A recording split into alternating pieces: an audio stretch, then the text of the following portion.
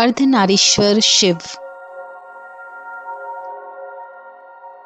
सृष्टि के प्रारंभ में ब्रह्मा जी द्वारा रची गई मानसिक सृष्टि का विस्तार नहीं हो पा रहा था। तब ब्रह्मा जी को बहुत दुख हुआ। उसी समय आकाशवाणी हुई, ब्रह्मन अब मैथुनी सृष्टि करो। आकाशवाणी सुनकर ब्रह्मा जी ने मैथुनी सृष्टि रचने का निश्चय कर लिया। किंतु उस समय तक नारियों की उत्पत्ति न होने के कारण वे अपने लक्ष्य में सफल नहीं हो सके। तब ब्रह्मा जी ने सोचा कि परमेश्वर शिव की कृपा के बिना मैथुनी सृष्टि नहीं हो सकती। अतः वे उन्हें प्रसन्न करने के लिए कठोर तप करने लगे। बहुत दिनों तक ब्रह्मा जी अपने हृदय में प्रेम पूर्वक महेश्वर शिव का ध्यान करते रहे। उनके तीव्र तप से प्रसन्न होकर भगवान उमा महेश्वर ने उन्हें अर्धनारीश्वर रूप में दर्शन दिया।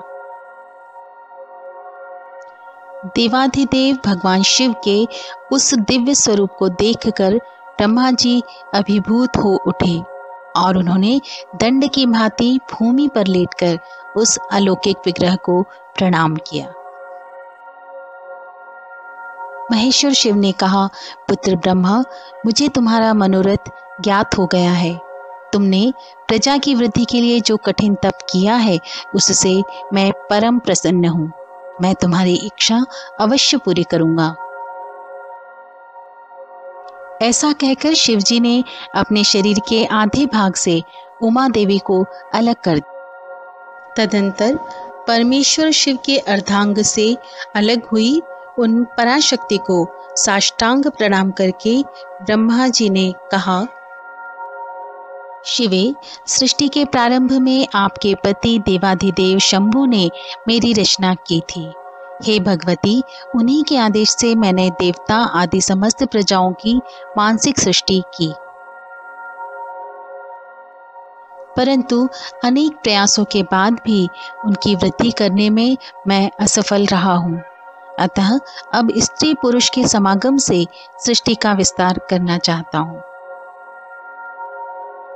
किंतु अभी तक नारी कुल का प्राकट्य नहीं हुआ है और नारी कुल की सृष्टि करना मेरी शक्ति के बाहर है। देवी, आप संपूर्ण सृष्टि तथा शक्तियों की उद्गम स्थली हैं। इसलिए हे मातेश्वरी, आप मुझे नारी कुल की सृष्टि करने की शक्ति प्रदान करें।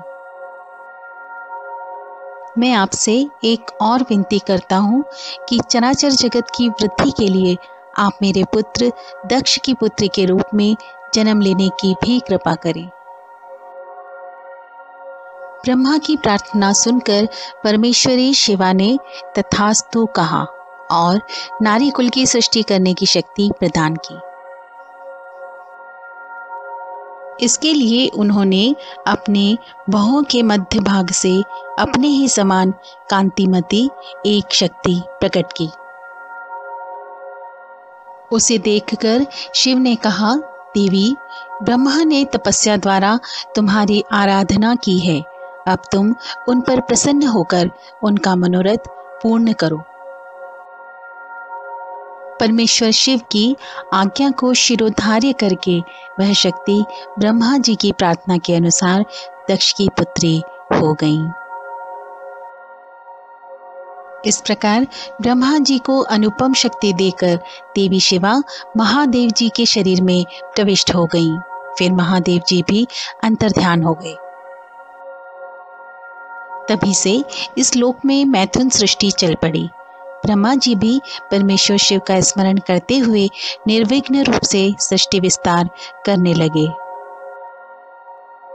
इस प्रकार शिव और शक्ति एक दूसरे से अभिन्न तथा सृष्टि के आदि कारण हैं। जैसे पुष्प में गंध, चंद्र में चंद्रिका, सूर्य में प्रभा नित्य और स्वभाव सिद्ध है, उसी प्रकार शिव में शक्ति भी स्वभाव सिद्ध है। शिव में इकार ही शक्ति है। शिव कूटस्थ तत्व है और शक्ति परिणामी तत्व। शिव अजन्मा आत्मा है और शक्ति जगत में नाम रूप के द्वारा व्यक्त सत्ता। यही अर्धनारीश्वर शिव का रहस्य है। 100counselors.com की ओर से आपके बेहतर भविष्य की शुभकामनाएं।